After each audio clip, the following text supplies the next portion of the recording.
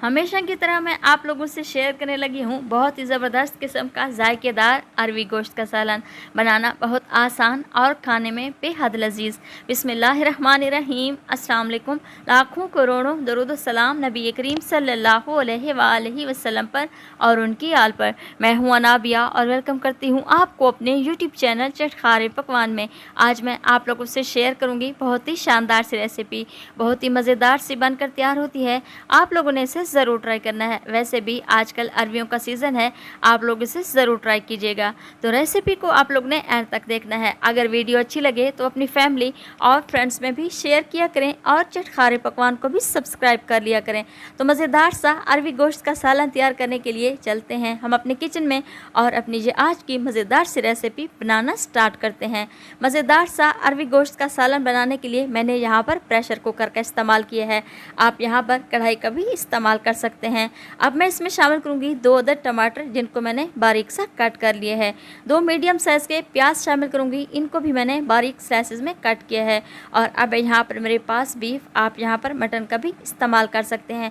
Beef है यहाँ पर मेरे पास बोनलेस और 250 ग्राम के बराबर, जिसको मैंने धोकर अच्छी तरह से खुश कर लिया है। और अब मैं इसमें कुछ स्पाइसेस का इस्तेमाल करूंगी। आधा चम्मच के बराबर नमक, आधा चम्मच लाल मिर्च का पाउडर, 1/4 चम्मच हल्दी, आधा चम्मच के बराबर खुश्क धनिया।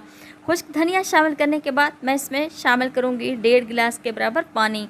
पानी शामिल करने के बाद मैं इसे कवर लगाकर छोड़ दूंगी पूरे 20 मिनट के लिए, ताकि हमारा ये बीफ अच्छी तरह से सॉफ्ट हो जाए।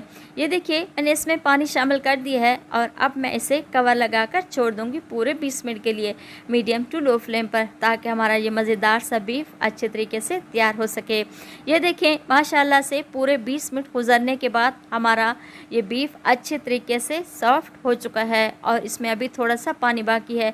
मैं इसे अच्छी तरह से खुश कर लूँगी। और अब मैं इसमें शामिल करूँगी आधा चम्मच के बराबर अदरक और लहसुन का पेस्ट। अदरक और लहसुन का पेस्ट शामिल करने के बाद मैं इसको अच्छी तरह से मिक्स करूँगी ताकि इसका कच्चापन ख़त्म हो जाए। साथ साथ मैं इसमें शामिल करूँगी आधा कप के बराबर कुकिंग ऑयल। कुकिंग ऑयल शामिल करने के बाद मैं इसकी अच्छी तरह से भुनाई कर और अब मैं इसमें शामिल करने लगी हूँ आधा चम्मच के बराबर सफ़ेद ज़ीरा, मोटा कुटा हुआ सफ़ेद ज़ीरा शामिल करने के बाद मैं इसको अच्छी तरह से मिक्स करूँगी और इसकी अच्छी तरह से भुनाई कर लूँगी। ये देखिए मैंने इसको अच्छे तरीके से बीफ को भून लिया है। ऑयल भी ऊपर आ चुका है और पानी भी अच्छे तरीके से खुश्क हो चुका है। आधा कप के बराबर मैं इसमें दही शामिल करने लगी हूँ।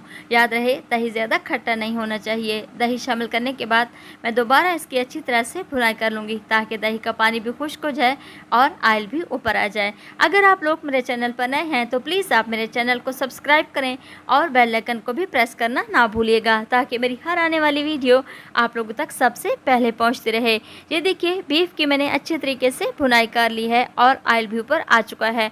और अब मैं इसमें शामिल करने लगी हूँ अरवी। अरवी है यहाँ पर मेरे पास आधा किलो के बराबर, जिसको मैंने अच्छे तरीके से साफ़ कर लिया है और इसको दरमियान में से मैंने गहरे गहरे से कट्स लगा लिए हैं ताकि ये अच्छी तरह से सॉफ्ट हो जाए।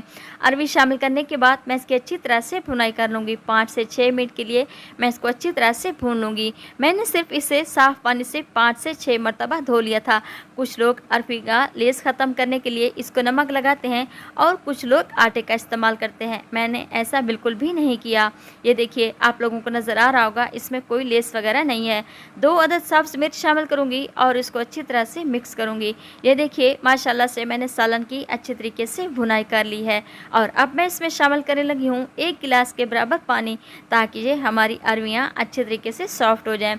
कवर लगाकर मैं इसे छोड़ दूँगी ताकि ये अच्छी तरह से सॉफ्ट हो जाएँ और हम इसकी ग्रेवी भी तैयार कर सकें। अगर आप लोगों को मेरी ये वीडियो पसंद आए तो अपनी फैमिली और फ्रेंड्स में भी शेयर किया करें और चटखारे पकवान को भी सब्सक्राइब कर लिया करें और कमेंट्स बॉक्स में भी मुझे बताया करें कि आप लोगों को मेरी ये वीडियो कैसी लगी, ताकि मैं मज़ीद अच्छा काम कर सकूं। ये देखिए मैंने इसको अच्छे तरीके से कवर लगाकर छोड़ दिया था पूरे 15 से 20 मिनट के लिए, ताकि ये अच्छी तरह से सॉफ्ट हो जाए। ये देखें माशाल्लाह से हमारा बीफ भी अच्छे तरीके से सॉफ्ट हो चुका है और अरवियाँ भी हमारे अच्छे तरीके से सॉफ्ट हो चुकी हैं। और आप लोगों ने भी मेरी इस रेसिपी को ज़रूर ट्राई करना है।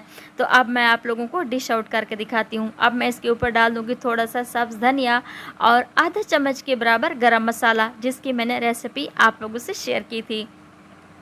गरम मसाला शामिल करने के बाद मैं इसे कवर लगाकर छोड़ दूंगी और चूल्हे को बंद कर दूंगी। तो लीजिए, मज़ेदार सा अरवी गोश्त का सालन बनकर तैयार हो चुका है और आप लोगों ने भी इसे ज़रूर ट्राई करना है। इंशाल्लाह आप लोगों को मेरी ये रेसिपी ज़रूर पसंद आएगी। और मैंने इसके ऊपर रखे हैं 1 अदद लीमू को दरमियान में से कट करके। आप इसके ऊपर 1 अदद लेमन जूस डाल दें, बेहतरीन सा इसमें टेस्ट आ जाएगा। ये देखिए, बेहतरीन सा और मज़ेदार सा अरवी गोश्त का सालन बनकर तैयार हो चुका है। तो आप लोग भी इसे ज़रूर ट्राई कीजिएगा। तो मिलते हैं हम अगली रेसिपी में। अल्लाह ताला आपको खुश रखे, अपनी हिफ्ज़ व अमान में रखे। अनाबिया को दुआ में याद रखिएगा। Thanks for watching my video. Allah हाफिज़।